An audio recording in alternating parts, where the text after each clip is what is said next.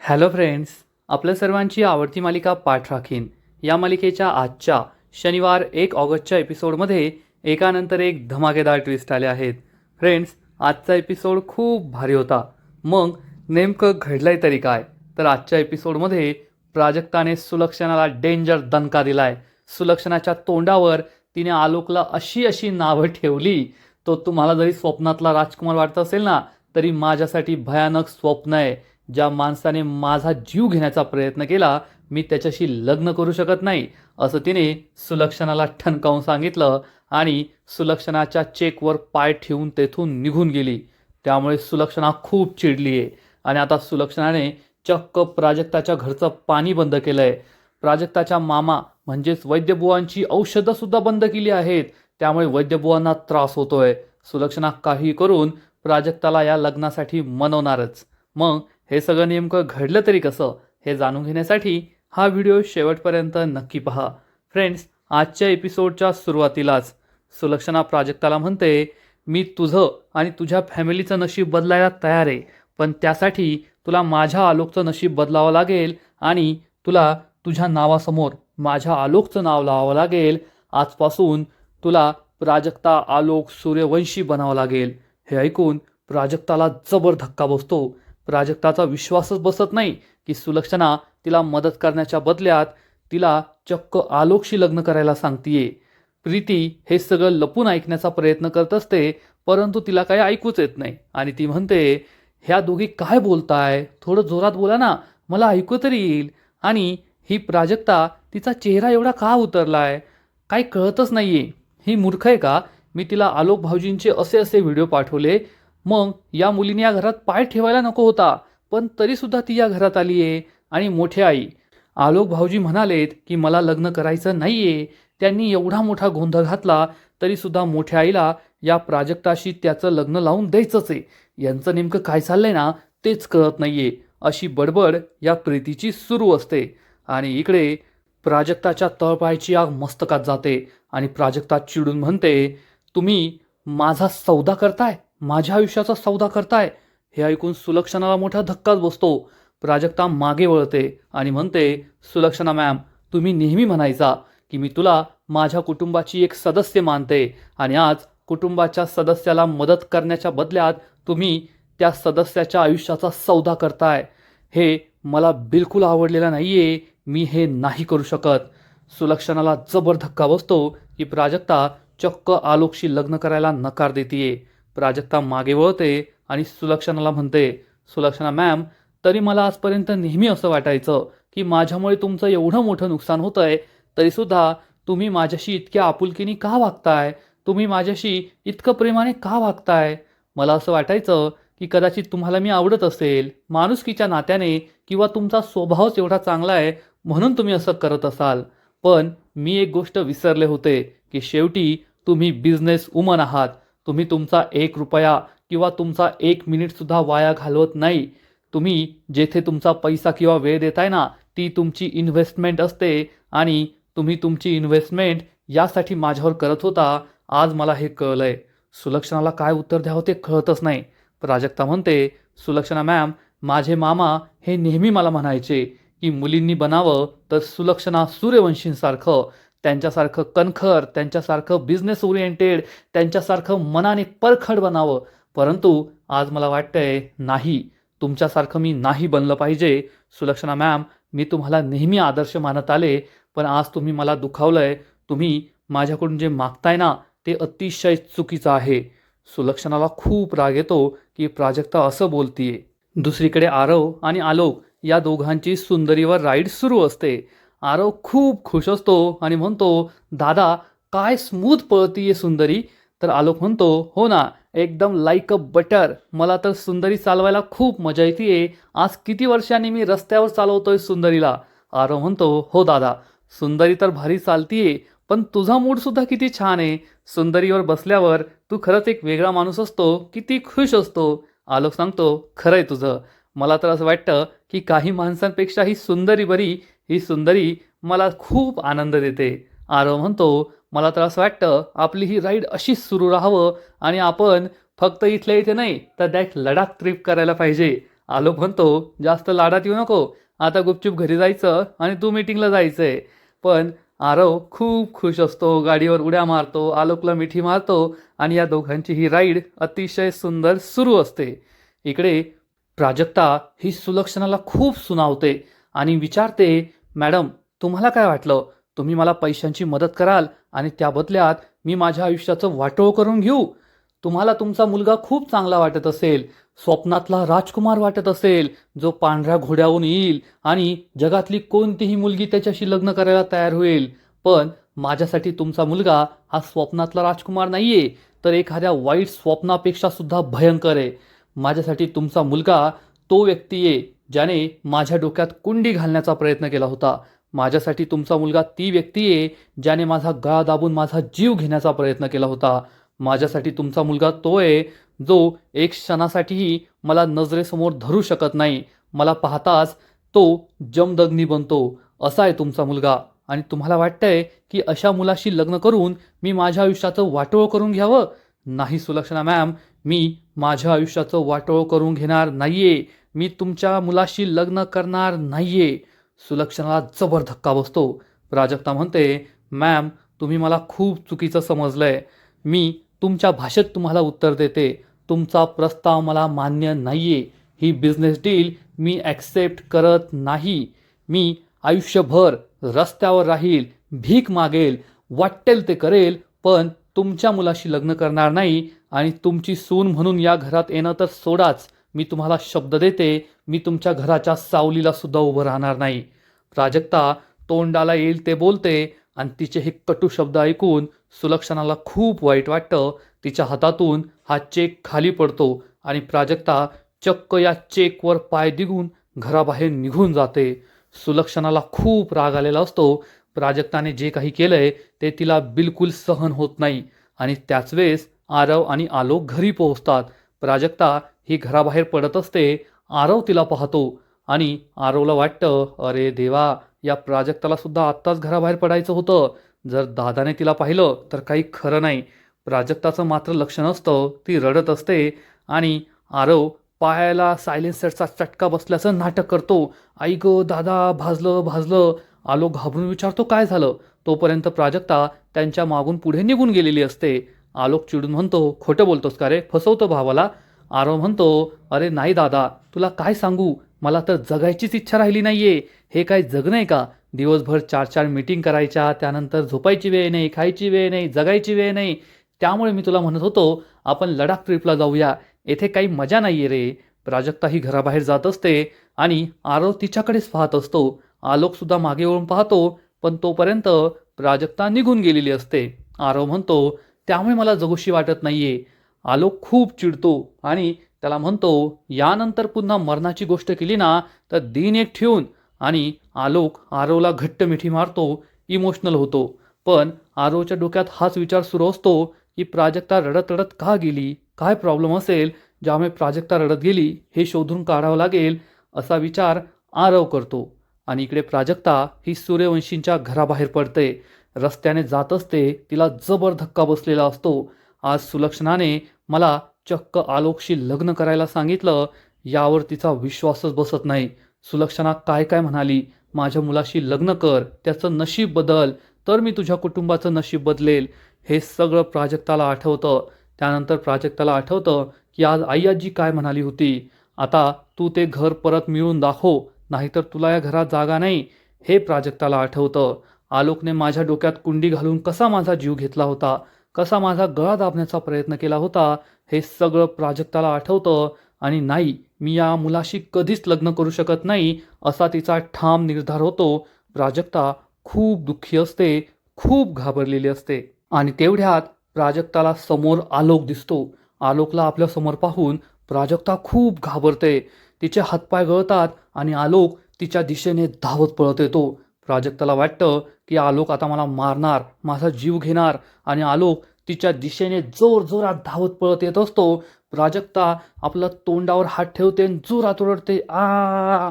आणि तेवढ्यात आरव तिला हाक मारतो, हॅलो काय झालंय? प्राजक्ता समोर पाहते तर तिच्या समोर आलोक नसतो, तर आरव असतो.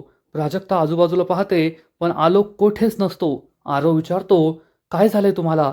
तुम्ही इतक्या घाबरल्या का? असं का ओरडला? पण प्राजक्ता त्याला विचारते, तुम्ही एकटेच आला आहात ना? दुसरं कुणी नाहीये ना? आरव सांगतो, नाही मी एकटाच आलोय, दुसरं कुणी नाहीये. प्राजक्ता खूप घाबरलेली असते. आरव विचारतो, काय झालंय तुम्हाला? मी तुम्हाला घरात जाताना पाहिलं तेव्हा तुम्ही नॉर्मल होता, पण घरातून बाहेर येताना पाहिलं तेव्हा तुम्ही रडत होता. आत्तासुद्धा तुम्ही रडताय आणि मला पाहून एवढ्या जोरात ओरडला. तुम्हाला काही होतंय का? काही त्रास होतोय का? सांगा मला. मी नाही चिडणार. सांगा. तुमच्या मनात जे काही असेल ते सांगा. परंतु प्राजक्ता काहीच बोलत नाही आणि म्हणते, मला घरी जायचंय. मी जाते घरी. आरव म्हणतो, ठीक आहे. तुम्ही एकट्या नका जाऊ. मी तुम्हाला सोडतो. आणि प्लीज नाही म्हणू नका. या परिस्थितीत एकट्या जाऊ नका. मी तुमच्या बहिणीलाही घर सोडलंय. आता तुम्हालाही घरी सोडतो. टेन्शन घेऊ नका. प्राजक्ता तयार होते. आरव तिला आपल्या गाडीत बसवतो. प्राजक्ता गाडीत बसल्यानंतर आरव तिला पाणी प्यायला देतो. प्राजक्ता पाणी पिते, थोडी रिलॅक्स होते. त्याला थँक्यू म्हणते आणि प्राजक्ताला आठवतं की सुलक्षणाने आपल्याला आलोकशी लग्न करायला सांगितलंय. आरव विचार करतो, प्राजक्ताला आता घरी घेऊन गेलो तर तिचे घरचे घाबरतील. तिला घरी घेऊन नको जायला. मग तिला कोठे घेऊन जावं हाच प्रश्न आरवला पडतो आणि आरवला एक जागा आठवते आणि थोड्याच वेळात आरव प्राजक्ताला घेऊन चक्क भाग्याच्या ऑफिसमध्ये पोहोचतो, संरक्षण संस्थेत. परंतु प्राजक्ता रडत असते. तिला कसलंही भान नसतं की आरव आपल्याला कोठे घेऊन आलाय. आणि आरव तिच्याकडे पाहतो, विचार करतो, या दोन्ही बहिणी एकदम एकसारख्याच आहेत. स्वतःचं दुःख लपवतात, जगासमोर चेहऱ्यावर खोटं खोटं हसू आणतात आणि कोणाला सांगत नाही की त्यांच्या दुःखाचं कारण नेमकं काय आहे, त्या का रडताय. दोन्ही बहिणी एवढ्या सारख्या कशा असू शकतात. आणि तेवढ्यात भाग्या ऑफिसच्या बाहेर पडते. भाग्या पाहते की आरव येथे आलाय आणि त्याच्याबरोबर प्राजक्ता सुद्धा आहे. आरव हॉर्न वाजवून तिला इशारा करतो. भाग्या हे पाहते आणि तेव्हा प्राजक्ताचं लक्ष नसतं. आरव हा प्राजक्ताला भानावर आणतो आणि म्हणतो, समोर पहा कोण आहे. प्राजक्ता समोर भाग्याला पाहते आणि ती खूप इमोशनल होते. आरव म्हणतो, मला माहिती आहे तुम्ही मला तुमच्या मनातलं नाही सांगणार, कमीत कमी तुमच्या बहिणीला तर सांगाल. प्राजक्ता ही लगेच गाडीतून खाली उतरते आणि धावत पळत जाऊन भाग्याला घट्ट मिठी मारते. ढसाढसा रडू लागते आणि भाग्याला काही कळतच नाही. भाग्या आरवकडे पाहते, काय झाले तिला. आरव सांगतो, आय डोंट नो, मला नाही माहिती आहे. भाग्या प्राजक्ताला शांत करते आणि विचारते, काय झाले प्राजू, तू एवढी का रडतीयेस. पण प्राजक्ता ढसाढसा रडत असते. भाग्या म्हणते, अगं अशी रडू नकोस ना, मला खूप भीती वाटतीये, काय झालंय. पण प्राजक्ता काही ऐकत नाही, रडतच असते. आरव हे सगळं पाहत असतो. भाग्या म्हणते, ठीक आहे प्राजक्ता, तुला रडायचं तर रडून घे. रडल्याने माणसाचं मन मोकळं होतं. पण रडून झाल्यावर मला सांग की नेमकं काय झालंय. आणि प्राजक्ताला आठवतं की सुलक्षणा सूर्यवंशी मला काय म्हणाल्या, पैशांच्या बदल्यात आलोकशी लग्न कर.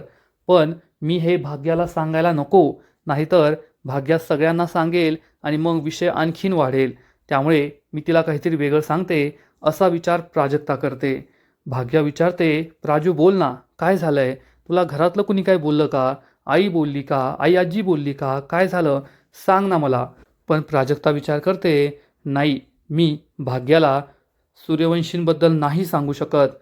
ती तर यासाठी कधीच तयार होणार नाही आणि उगस तिला टेन्शन का द्यायचं, असा विचार प्राजक्ता करते आणि भाग्याला खोटं सांगते, काही नाही झालंय.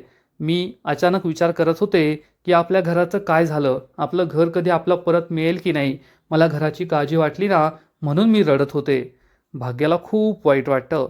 आरव हे सगळं पाहत असतो आणि भाग्या म्हणते, प्राजक्ता नको टेन्शन घेऊ, सगळं काही ठीक होईल. आणि खरंच तुला घराबद्दलच काळजी वाटत होती ना. प्राजक्ता सांगते, हो भाग्या, मला आपल्या घराचीच काळजी वाटत होती, दुसरं काही नाही आहे. त्यामुळे भाग्यालाही वाईट वाटतं की प्राजक्ता किती इमोशनल झाली आहे. आणि इकडे सुलक्षणा खूप चिडलेली असते. प्राजक्ता आज काय काय बोलली हे सगळं तिला आठवतं. तुमचा मुलगा माझ्यासाठी वाईट स्वप्न आहे. तो जरी तुम्हाला राजकुमार वाटत असला तरीसुद्धा मी त्याच्याशी लग्न करणार नाही. मी रस्त्यावर राहील, भीक मागेल, पण तुमच्या मुलाशी लग्न करून माझ्या आयुष्याचं नुकसान करून घेणार नाही. मी वाटोळं करून घेणार नाही. हे सगळं आठवून सुलक्षणाला खूप राग आलेला असतो. आणि तेवढ्यात सगुणा आणि अंबिका तेथे येतात. सुलक्षणा आणि प्राजक्तामध्ये काय बोलणं झालं असेल याचाच विचार त्या करत असतात. तेवढ्यात अंबिकाला जमिनीवर पडलेला चेक दिसतो. अंबिका हा चेक उचलते. तिला यामध्ये प्राजक्ताचं नाव आणि पैसे लिहिलेले दिसतात आणि प्राजक्ताने हा चेक नेलेला नाहीये याचा अर्थ नक्कीच प्राजक्ताने ऑफर नाकारली हे तिला समजतं. आणि अंबिका सगुणाला हे चेक दाखवते. सगुणा खूप घाबरते आणि विचारते, मॅडम काय झालंय, प्राजक्ता काय बोलली? आणि मग सुलक्षणा झालेला सगळा प्रकार सांगते.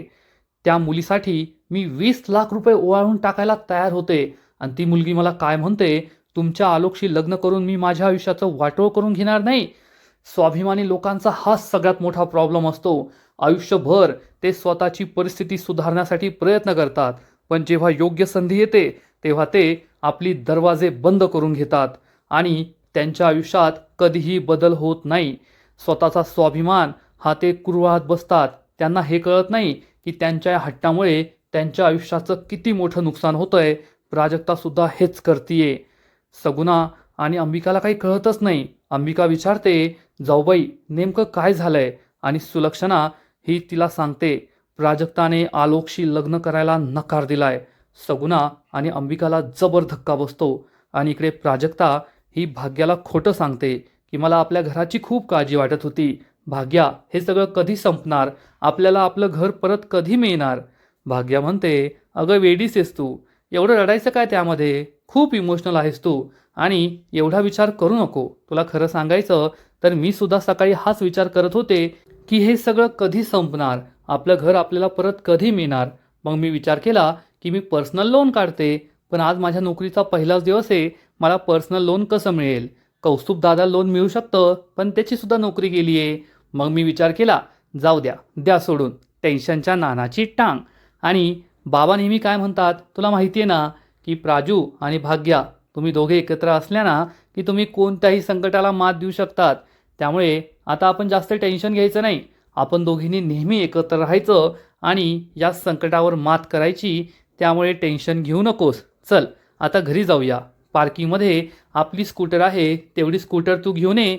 मी आरवला थँक्यू म्हणून येते. प्राजक्ता म्हणते ठीक आहे. आणि प्राजक्ता ही खूप दुःखी असते. ती स्कूटर आणायला जाणार तर भाग्या तिला विचारते, प्राजक्ता तू खरं बोलतेस ना? तू घराचं टेन्शन घेतलं होतं ना, की वेगळं काही कारण आहे ज्यामुळे तू एवढी दुःखी होतीस आणि एवढी रडत होतीस? प्राजक्ताला काय उत्तर द्यावं तेच समजतच नाही. पण प्राजक्ता खोटंच बोलणार एवढं मात्र नक्की, ती सुलक्षणाबद्दल भाग्याला काहीही सांगणार नाही. आणि आजचा एपिसोड येथेच संपतो. फ्रेंड्स, पाठ राखीन या मालिकेचा आजचा एपिसोड खरंच खूप भारी होता, खूप इंटरेस्टिंग होता. एवढ्या दिवसांपासून सुलक्षणा ज्या क्षणाची वाट पाहत होती तो क्षण शेवटी आलाच. प्राजक्ताला पैशांची खूप जास्त गरज होती आणि सुलक्षणा सोडून तिची ही गरज दुसरं कुणीही पूर्ण करू शकत नाही. त्यामुळे सुलक्षणाने प्राजक्तासमोर आलोकशी लग्न कर अशी अट घातली आणि अपेक्षेप्रमाणे प्राजक्ताने यासाठी स्पष्ट शब्दात नकार दिला. फक्त नकारच दिला नाही तर आलोकचा खूप अपमान केला, जो अपमान आता सुलक्षणाच्या जिव्हारी लागलाय. आणि आपल्या मुलाचा अपमान कोणतीही आई सहन करून घेऊ शकत नाही. त्यामुळे सुलक्षणा आता प्राजक्ताला चांगला धडा शिकवणार आहे, ज्यामुळे प्राजक्ताला हे लग्न करावंच लागेल एवढं मात्र नक्की.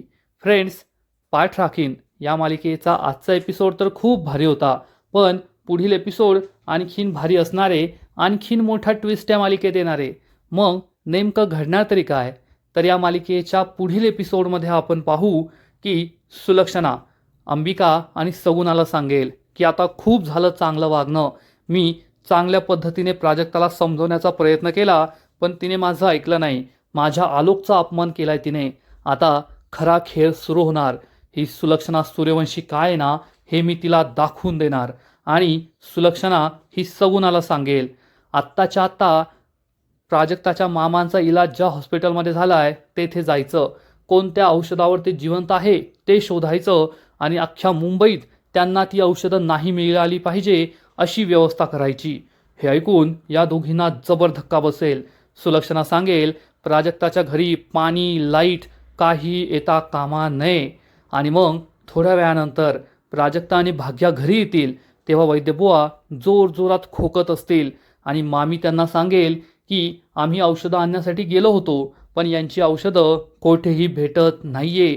त्यामुळे त्यांना खूप त्रास होतो आहे. औषधं न घेतल्यामुळे त्यांची तब्येत खालावली जाते आहे आणि घरात पाण्याचा एक थेंब नाही आहे, घरात लाईट नाही आहे. काय होतं आहे आम्हाला तर काहीच कळत नाही आहे. हे ऐकून प्राजक्ता आणि भाग्याला जबर धक्का बसेल आणि प्राजक्ताला समजणार की हे सगळं सुलक्षणा करतीये. आपण तिला नकार दिला, आलोकशी लग्न करायला नाही म्हटलो म्हणून ती आपल्याला त्रास देतीये हे प्राजक्ताला समजणार. मग आता प्राजक्ता हार मानणार का? सुलक्षणासमोर तर ती बड्या बड्या बाता करून आली आहे. रस्त्यावर राहील, भीक मागील, पण तुमच्या दाराच्या सावलीला उभं राहणार नाही. पण ती अशी जगू शकेल का? हे पाहायला मजा येईल. तर फ्रेंड्स, तुम्हाला सुद्धा आजचा एपिसोड आवडला का? नक्कीच कमेंट करून सांगा. आणि पाठ राखीन या मालिकेचे असेच नवीन नवीन एपिसोड, नवीन नवीन अपडेट सर्वात आधी पाहण्यासाठी व्हिडिओला लाईक करा, शेअर करा, चॅनलला सबस्क्राईब करून बेल आयकॉनवर क्लिक करा. म्हणजे या मालिकेचे नवीन नवीन एपिसोड तुम्हाला सर्वात आधी पाहायला मिळतील. खूप खूप खूप धन्यवाद.